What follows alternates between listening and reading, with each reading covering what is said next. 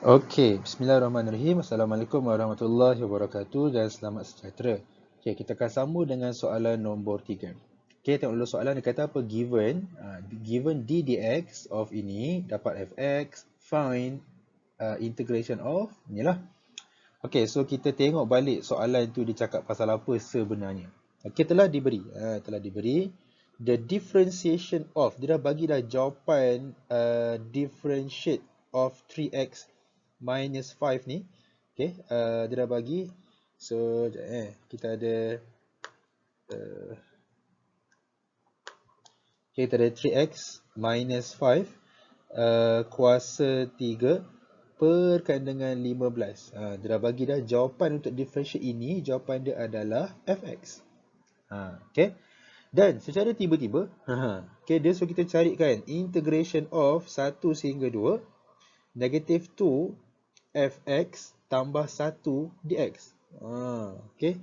So, kita buat dulu menggunakan highlighter. Saya nak bagi tahu sekali lagi yang ini adalah sebenarnya soalan yang berkisahkan tentang anti-derivative ataupun reverse process. So, kalau kita differentiate yang kuning ni, okay, jawapan dia adalah yang hijau.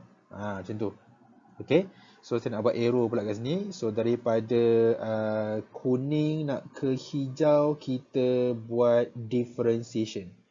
Okay. So, sekarang ni korang tak payah fikir nak buat differentiation tu. Okay. Tak perlu buat pun differentiate tu. Tak payah buat pun. Dia dah bagi dah jawapan dia, iaitu fx. Dan, kalau dari hijau nak ke kuning, kan? Kalau daripada fx nak ke kuning ni, maksudnya kita akan integrate lah. Okay, so tanpa kita berfikir panjang, kita tahu yang differentiate kuning akan dapat hijau. Maka kalau kita integrate yang hijau akan dapat kuning balik. Okay, kita tak perlu buat differentiation, tak perlu fikir pun apa kaedah untuk integrate dia. Dia adalah reverse process. Okay, so kita tengok pula untuk soalan yang diberi tu. So kita ada saya nak splitkan dulu jadi 1, 2 negative 2 fx dx, okay, tambah juga dengan 1 hingga 2 1 dx. Jangan lupa pasangan tu, setiap tu mesti ada dx lah. Dan negative 2 tu kita boleh letak dekat luar. Kita ada 1 hingga 2 fx dx tambah juga dengan 1 hingga 2 1 dx. Okay, sekarang ni barulah kita integratekan. Okay, sekarang ni untuk kita integratekan yang fx ni, kan? Integrate fx. Nama kan sama dengan fx yang telah diberi tu. So, tanpa kita berfikir panjang, kita tahu jawapan untuk integration yang fx tu adalah yang kuning tu balik.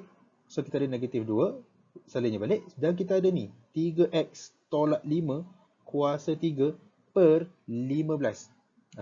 Dah letakkan 2 dan 1. Jangan fikir panjang. Jangan buat apa-apa kaedah. Dia adalah reverse process je. Even kita tak tahu pun apa itu fx. Dia sembunyikan fx. Tetapi dia nak kita menggunakan konsep anti-derivative ataupun reverse process. Dan integrate 1 macam biasalah. Which is jawapan dia adalah x. Bagus. So iaitu kita ada 2 dan 1.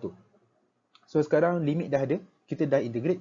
Dan kita masukkan je nilai itu seperti biasa. Okay, so okay, panjang sikit kot. Saya buat negatif 2 kat sini.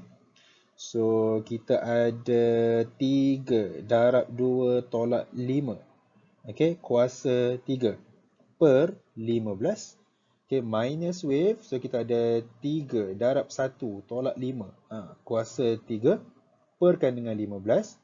Okay. So tambah juga dengan, so kita ada 2 tolak 1 lah, which is sebenarnya 1 je, kan.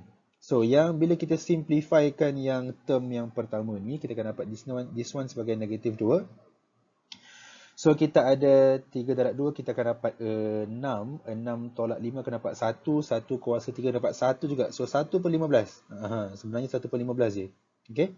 So kita ada 1 per 15. Minus wave, so kita ada 3 darab 1 akan dapat 3 juga. Tolak 5 akan dapat negatif 2. Yang mana negatif 2 kuasa 3 juga akan dapat negatif juga. Tapi negatif 8. So this one kita ada 15. Alright. Dan kita ada tambah juga dengan 1. Okay, so yang mana bila kita kirakan, okay, so kita akan dapat jawapan akhir kita sebagai negatif 1 per 5. Okay, so inilah dia solution untuk soalan 3. Dia hanya menggunakan reverse process sahaja. Tak perlu kita differentiate sekali lagi pun. Tak perlu guna kaedah integration apa-apa pun. Sebab kita tak tahu pun apa itu fx kat sini. Tapi kita hanya ambil balik je. Ambil je semula.